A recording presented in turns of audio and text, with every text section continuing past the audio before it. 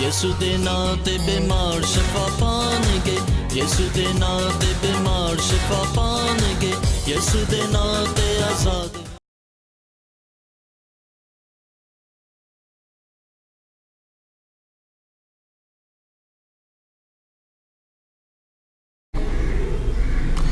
خداوند یسوع مسیح کے عظیم اور جلالی نام میں آپ سبوں کو میری طرف سے سلام۔ خداوند کے شکر گزار ہوں کہ خدا نے مجھے ایک بار پھر یہ فضل بخشا کہ میں آپ کے درمیان کلام بیان کی خدمت کو سر انجام دے سکوں، اور یہ خدا ہے جو اپنے لوگوں کو یہ فضل بخشتا ہے کہ وہ خدا کی کلام کی باتوں کو پہنچائیں، سنائیں، اور لوگ مستفید ہوں اور روحانی طور پر لوگ آسودہ ہو سکیں۔ اور خدا کے فضل کے سبب سے خدا یہ ممکن کرتا ہے کہ ہم خدا میں ہوتے ہوئے خدا میں جڑ پکڑیں اور مضبوط ہوتے چلے جائیں۔ آئیں جن کے پاس کلام مقدس ہے میرے ساتھ دیکھیے گا، کلام مقدس میں پیدائش کی کتاب اس کا 3 باب اور اس کی پہلی 6 آیات کی تلاوت ہم کریں گے۔ بائبل مقدس میں یوں مرقوم ہے، اور سانپ کل دشتی جانوروں سے جن کو خدا نے بنایا تھا چلاک تھا، اور اس نے عورت سے کہا کیا واقعی خدا نے کہا ہے کہ باغ کے کسی درخت کا پھل تم نہ کھانا؟ عورت نے سانپ سے کہا کہ باغ کے درختوں کا پھل تو ہم کھا سکتے ہیں، پر جو درخت باغ کے بیچ میں ہے اس کے پھل کی بابت خدا نے کہا ہے کہ تم نہ تو اسے کھانا اور نہ چھونا ورنہ مر جاؤ گے۔ تب سانپ نے عورت سے کہا کہ تم ہرگز نہ مرو گے، بلکہ خدا جانتا ہے کہ جس دن تم اسے کھاؤ گے تمہاری آنکھیں کھل جائیں گی اور تم خدا کی مانند نیک و بد کے جاننے والے بن جاؤ گے۔ عورت نے جو دیکھا کہ وہ درخت کھانے کے لیے اچھا اور آنکھوں کو خوشنما معلوم ہوتا ہے اور عقل بخشنے کے لیے خوب ہے، تو اس کے پھل میں سے لیا اور کھایا اور اپنے شوہر کو بھی دیا اور اس نے کھایا۔ خدا کے زندہ کلام کی پڑھے اور سنے جانے پر ہم سبوں کے لیے باعث برکت ہو۔ آئیں اپنی آنکھوں کو بند کریں اور اپنے سر کو جھکائیں اور ہم دعا کریں گے۔ آسمان اور زمین کے خالق و مالک، آئے قدوس زندہ قادر مطلق خدا، میں تیرا شکر گزار ہوں کیونکہ تو عظیم خدا ہے۔ آئے خداوند ان لمحات کے لیے، آج اس دن کے لیے تیرا شکر گزار ہوں جو تو نے آئے خداوند ہماری زندگیوں میں یہ دن بخش دیا کہ ہم خداوند تیرا شکر کر سکیں۔ اور خداوند ان لمحات کے لیے میں تیرا شکر گزار ہوں کہ تو خداوند خدا عظیم خدا ہے اور اپنے لوگوں سے وقتاً فقتاً ہم کلام ہوتا ہے اور اپنے لوگوں سے مخاطب ہوتا ہے اور اپنے کلام کی قدرت سے انہیں تو برکت بخشتا ہے، اپنے کلام سے تو انہیں فیض یاب کرتا ہے۔ آج خداوند ان تمام کو جو اس وقت اس آواز کو سن رہے ہیں اور جو آئزک ٹی وی دیکھ رہے ہیں، آئے خداوند تو انہیں چھو لے۔ آئے باپ تیری قدرت ان زندگیوں ان عبادان میں یسوع نام میں جاری و سائر رہے، یسوع نام میں آمین۔ آج میرا مضمون ہے غرور زوال کا باعث ہے۔ میرا مضمون ہے غرور زوال کا باعث ہے۔ میرے عزیزو، اگر اس بات پر غور کریں تو ہمیں یہ واضح ہوتا ہے کہ دنیا میں اور دنیا کی پیدائش کے بعد ہی، تخلیق کے بعد ہی، کائنات کو خدا نے تخلیق کیا تو اس کے فوراً بعد ہی ہمیں یہ نمایاں اور واضح طور پر یہ بات ملتی ہے کہ ابلیس کائنات میں گناہ کا سبب بنا، اور نہ صرف یہی بلکہ بائبل مقدس یہ واضح کرتی ہے کہ وہ انسانوں کے ذریعہ ہو کر وہ کام کرتا ہے۔ اور ہمیں یہ واضح ہوتا ہے کہ سانپ جو کل دشتی جانوروں میں وہ سب سے چلاک جانور تھا اور جاندار تھا۔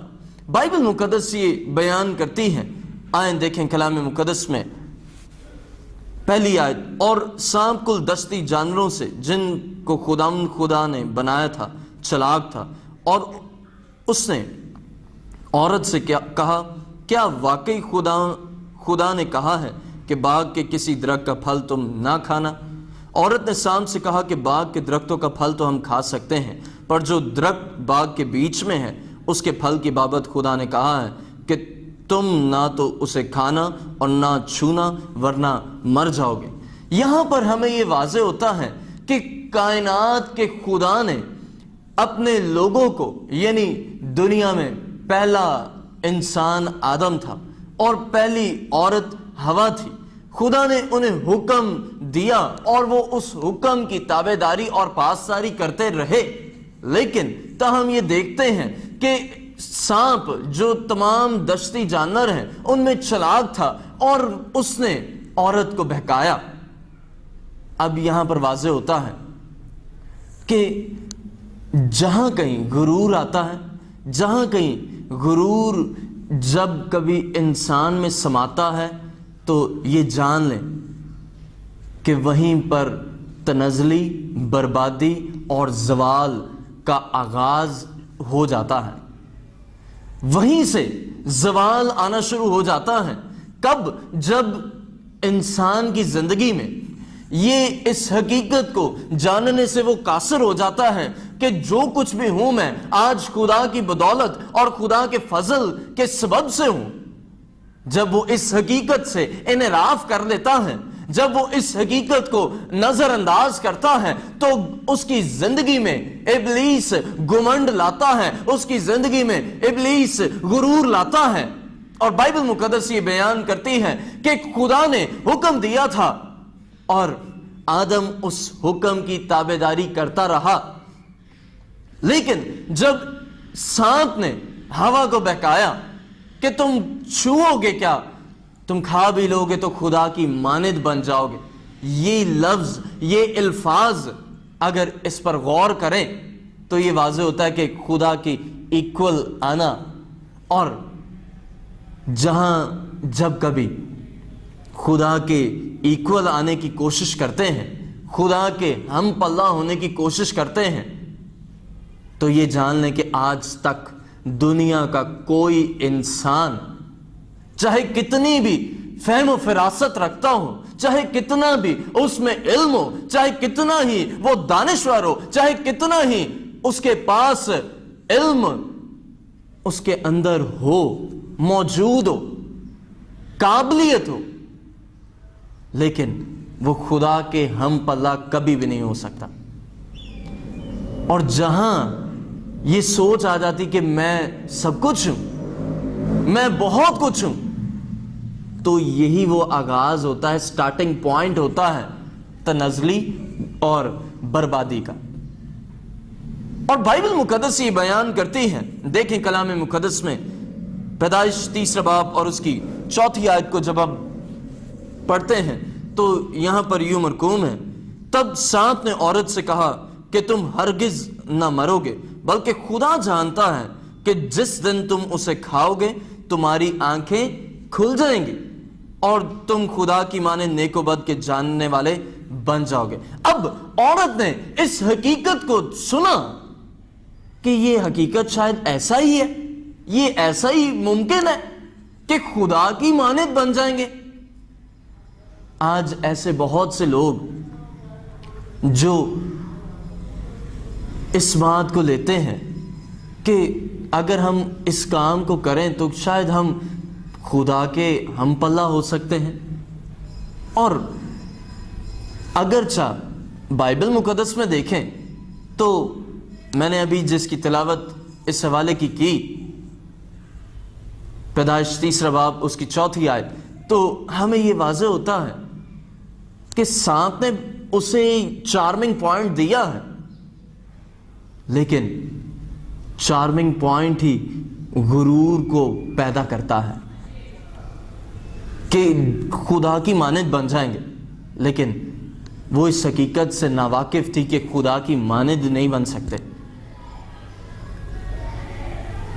بلکہ خدا کی حکم کی تابعداری کرنے سے خدا کی مانند بن سکتے ہیں۔ اور اگر خدا کے حکم کی عدولی کریں یا خدا کے حکم سے تجاوز کریں تو وہ نافرمانی ہے اور تکبر اور غرور یہ جان لیں کہ تمام گناہوں میں عام گناہ ہے اور یہ گناہ کی جڑ ہے. اسے شیطان استعمال کرتا ہے کہ اپنے خالق کے خلاف انسان کو بغاوت پر وہ اتر آئے. ابلیس شیطان اس جڑ کو، غرور کو یوٹیلائز کرتا ہے، استعمال میں لاتا ہے تاکہ انسان جسے خدا نے بنایا ہے اور خدا اس کا خالق ہے، مخلوق خالق کے حضور اس کی بغاوت کرے. اور یہ سب سے بڑی ابلیس کی چال ہوتی ہے کہ وہ خدا کے خلاف بغاوت کرنے پر آمادہ اور راضی کرے. کیسے؟ غرور کے سبب سے، تکبر کے سبب سے. اب اس نے عورت کو، ہوا کو بہکایا کہ تو خدا کی مانند بن جائے گی. ایسا ممکن ہی نہیں کہ تو خدا کی مانند نہ بن سکے. کلام کی کیا سچائی تھی کہ تو نہ اس درخت میں کو چھونا اور نہ ہی کھانا، ورنہ کیا ہے؟ موت ہے. لیکن اب وہاں پر باتوں میں کنٹراسٹ اور تضاد ملتا ہے.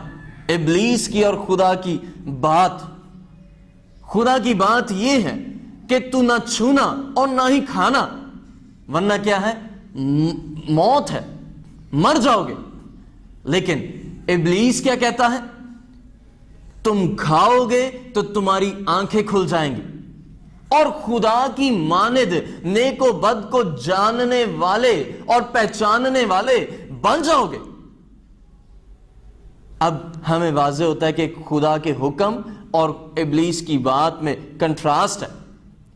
ایسا نہیں ہے کہ خدا کی مانند بن جائیں، بلکہ ہمیں یہ واضح ہوتا ہے. دیکھیں 6 آیت بائبل مقدس یہ بیان کرتی ہے، عورت نے جو دیکھا کہ وہ درخت کھانے کے لیے اچھا اور آنکھوں کو خوشنما معلوم ہوتا ہے اور عقل بخشنے کے لیے خوب ہے، تو اس پھل میں سے لیا اور کھایا اور اپنے شوہر کو بھی دیا اور اس نے کھایا.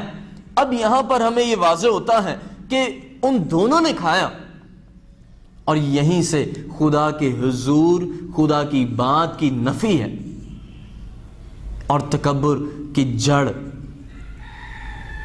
یہاں سے ابھرتی ہوئی، جنم لیتی ہوئی، کھلتی ہوئی نظر آتی ہے. خدا کی نافرمانی.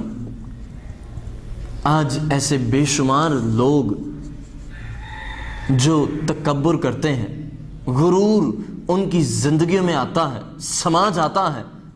لیکن جان لیں کہ غرور کبھی بھی آپ کو مزید بڑھا نہیں سکتا. جان لیں، آج سن لیجئے کہ اگر آپ میں غرور ہے تو آپ کبھی بھی ترقی پذیر نہیں ہو سکتے. You cannot be successful unless you are obeying God. آپ خدا کی تابعداری سے ہی آپ ترقی پذیر ہو سکتے ہیں. اور اگر آپ کی زندگی میں غرور ہے تو پھر یہ ممکن ہی نہیں کہ آپ بڑھیں. یہ پاسبل ہی نہیں کہ آپ کامیاب ہو سکیں. بلکہ یہ واضح ہے کہ اگر غرور ہے تو پھر نقصان ہے، پھر خطرہ ہے. اور خدا آپ کو آج انتباہ کر دینا چاہتا ہے. خدا آپ کو خبردار کر دینا چاہتا ہے. اور خبردار بھی اسی کو کرتا ہے جس سے وہ محبت کرتا ہے. انتباہ بھی اسی کو کرتا ہے جس سے وہ پیار کرتا ہے. اور خدا آپ سے پیار کرتا ہے. God loves you. خدا آپ سے بہت پیار کرتا ہے. کیوں؟ اس لیے کہ خدا نے آپ کو اپنے ہاتھوں سے بنایا ہے. اور یسایہ میں یوں مرقوم ہے کہ اس آپ کی صورت خدا کی ہتھیلیوں پر کھودی ہوئی ہے. خدا نے آپ کی صورت اپنی ہتھیلیوں پر کھودی ہوئی ہے. اس قدر پیار. لیکن جب غرور آپ کی زندگی میں آتا ہے تو پھر آپ خدا کے خلاف بغاوت کرتے ہیں، اور بغاوت نقصان کا باعث بنتا ہے۔ اور بائبل مقدس یہ بیان کرتی ہے، آئیں دیکھیں کلام مقدس میں پہلا یوحنا اس کا دوسرا باب اور اس کی 16ویں آیت کو جب ہم پڑھتے ہیں تو بائبل مقدس یہ بیان کرتی ہے، پہلا یوحنا اس کا دوسرا باب اور اس کی جب ہم 16ویں آیت کو پڑھتے ہیں تو لکھا ہے، کیونکہ جو کچھ دنیا میں ہے، یعنی جسم کی خواہش اور آنکھوں کی خواہش اور زندگی کی شیخی، وہ باپ کی طرف سے نہیں بلکہ دنیا کی طرف سے ہے۔ میرے عزیزو، جو کچھ دنیا میں ہے، اب دنیا میں کیا ہے؟ واٹ از انسائڈ دا ارتھ؟ دنیا میں کیا ہے؟ دنیا میں صرف شیخی ہے، اور دنیا میں کیا ہے؟ آنکھوں کی خواہش ہے، دنیا میں کیا ہے؟ جسم کی خواہش ہے، جو انسان کو تنزلی کی طرف لے کر جاتی ہے، اور اس سے انسان کبھی بھی بڑھ نہیں سکتا، اس خواہش سے کبھی بھی کامیاب نہیں ہو سکتا، بلکہ جہاں ہوتے ہیں وہیں کے وہیں رہ جاتے ہیں، بلکہ اس سے بھی مزید خطرہ لاحق ہو جاتا ہے کہ گر جاتے ہیں۔ اور بائبل مقدس یہ بیان کرتی ہے، کیونکہ جو کچھ دنیا میں ہے، یعنی جسم کی خواہش اور آنکھوں کی خواہش اور زندگی کی شیخی، وہ باپ کی طرف سے نہیں بلکہ دنیا کی طرف سے ہے۔ اب شیخی، تکبر اور غرور باپ کی طرف سے نہیں ہے، بلکہ شیخی، تکبر، غرور یہ اس جہان کی طرف سے ہے۔ یہ جو کچھ بھی ہے اس جہان کی طرف سے ہے۔ انسان اگر آنکھوں کی خواہش میں مبتلا ہوتا ہے تو وہ نوروں کے باپ کی طرف سے نہیں ہے۔ یہ مت سوچ لیجئے کہ جسم کی خواہش خدا کی طرف سے ہے۔ یہ مت سوچ لیں کہ دنیا میں اگر آپ شیخی مارتے ہیں، اگر آپ تکبر کرتے ہیں اور آپ کی زندگی میں غرور سمایا ہے تو اٹ از فرام گاڈ، یہ خدا کی طرف سے کبھی بھی نہیں ہے، بلکہ یہ دنیا کی طرف سے ہے۔ اور ایسے بہت سے لوگ، آپ اپنے اطراف نظر دورائیں تو آپ کو یہ حقیقت معلوم ہوگی کہ تکبر کے باعث، غرور کے باعث ایسے بے شمار لوگ تباہی اور بربادی کی راہ پر گامزن ہیں، جو خواہشات میں مبتلا ہیں۔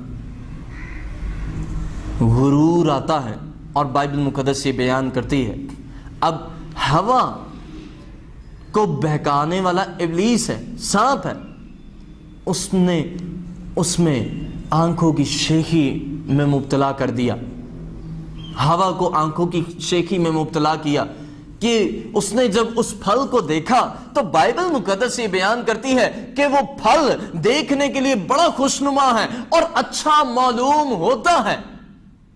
اور میں ہمیشہ یہ کہتا ہوں، ہر اچھی چیز، ہر اچھی دیکھنے والی چیز اور خوشنما نظر آنے والی چیز